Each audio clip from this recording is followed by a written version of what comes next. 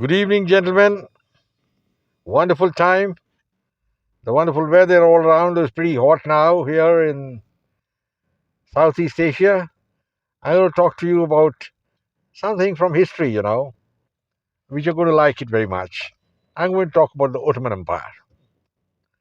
Now, the Ottoman Empire was one of the longest lasting empires in world history. It was a predominant Muslim empire, and the driving force were the Turks. Now, the Turks follow the Islamic faith, yes, but racially they are different from the Arabs. And for centuries, the Turks ruled over the Arabs. The Turks ruled over much of Eastern Europe, Egypt, North Africa, and at the heyday, the empire was encompassing 80 million people. It's a very big empire, land-wise, not population-wise, because the Mughal Empire was much bigger with 250 million people. But there are subtle differences between the Mughal Empire and the Ottoman Empire. The Ottoman Empire had sultans who were ruling, and these were very heartless persons. Now, they had a very peculiar custom, and that is what ensured the longevity of the empire, because the empire lasted right up to 1922 for a good part of 700 odd years. Now, such a big empire to last so long had to follow some principles, and they followed two principles. One, they avoided internecine sibling rivalry for the throne by a very unique method. The father would decide which of his sons would be the sultan, and he would get all the other sons executed, killed. Now, this is a sad fact, but it is undeniable, and it was part of the Ottoman Empire. Even that the next wonderful ruler, whom I respect a lot, of course, Suleiman the Magnificent, he executed almost all his sons, and some of them, of course, died on their own. And ultimately, he made the surviving son as the Sultan after he left. Even at a time when he was on his deathbed, he had suffered from gangrene, he got one of his sons executed. So, the purpose of this execution of the male progeny was very simple, that only one male will survive, and that male will become the Sultan. And so, there's no question of rivalry or fighting for the empire amongst the sons, as it happened after Shah Jahan died. Aurangzeb went into battle with all his three brothers, and ultimately he executed all three of them, and then became the Shenshah-e Hindustan. So this anomaly, rather this thing, never took place in the Ottoman Empire. Another significant thing of the Ottoman Empire was that they were liberal to their own subjects and also to the minorities to an extent.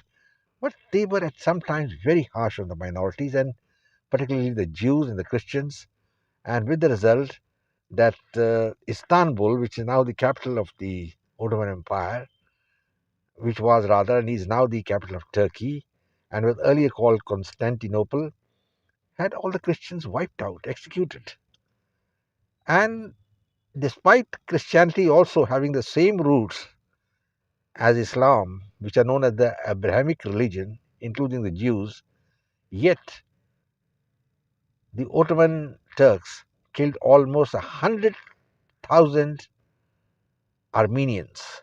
Somebody says it's 1 million. I don't know. The figures are not known. But even the church in Rome has condemned this as a genocide, and so has the American Senate.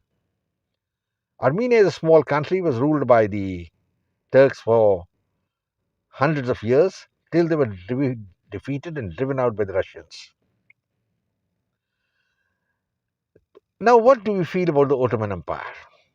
Firstly, it was the longest lasting empire in world history. Number two, there was a lot of progress in that empire. The arts flourished, no doubt about it. And there was a liberalism to an extent. But at the same time, certain sultans were very, very bloodthirsty. And this custom of killing the male heirs or the male children was abhorrent. But it's a fact of history. That is why when children were born in the harem, there was not much celebration if a boy was born, because everybody knew that in due course, when this boy grows up, he's going to be executed. That's what we must remember. The Ottoman Empire continued like this till I think about the 17th century. Even then, the male heirs were imprisoned. I think right up to 1918, the last Khalifa had imprisoned his brother, and he was kept confined to the palace, and he kept on joining Germany to fight the battle with the Allies. Another point which has to be noted is that the Turks under Suleiman and others did win a few victories in Europe, and they consolidated hold over Eastern Europe. But ultimately, the Greeks revolted and they were defeated. They withdrew. East Europe became free. The Russians drove out the Turks from Armenia, and the Turks lost the Second World War. The Ottoman Empire lost the Second World War, and rather the First World War, I'm sorry, and they became history. Then there was a military coup led by Kemal Mustafa, now called Ataturk, and he obliterated the empire. All the royal family, the sultans and their descendants, almost 60 to 100%, were all exiled out of Turkey and not allowed to come back till 1970. And some of them became sweepers, janitors, and the empire just died away. Gentlemen, the Ottoman Empire is one of the facts of history. I just gave you one small facet of their life. There was another facet. The sultans were very fond of East European women. That's also another fact. They loved them. And their agents, who were called the corsairs, they moved all along the coasts to capture fair golden girls to populate the harems of the sultans.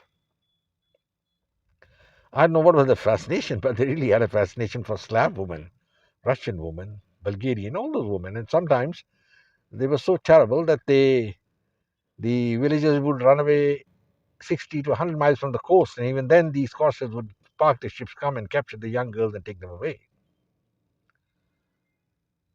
This nefarious trade was actually stopped, I think, in the famous naval battle in the mid 19th century when the British, French, and the Russians uh, confronted the Ottoman fleet and destroyed it.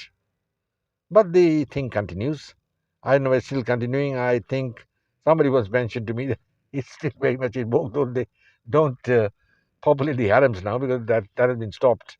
But still, the Slav women are very much preferred. I don't know. I can't say anything with surety.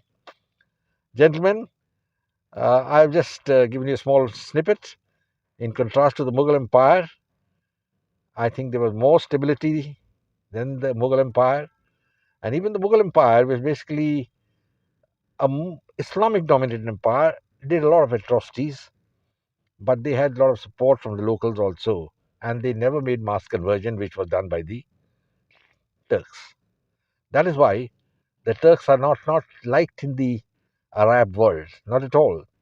And you must remember the famous character Lawrence of Arabia, who led the revolt in the First World War against the Turks. Turkey is now at the crossroads, and it's again trying to regain its glory, but I don't think it'll get the Ottoman Empire back. All the same, I love reading about the Ottoman Empire. It's one of the great facts of the world. I close now, gentlemen. I hope you like this video. Share it with your friends. I have chosen a topic which is offbeat. So, God bless. Take care. Jai Hind. Glory to India.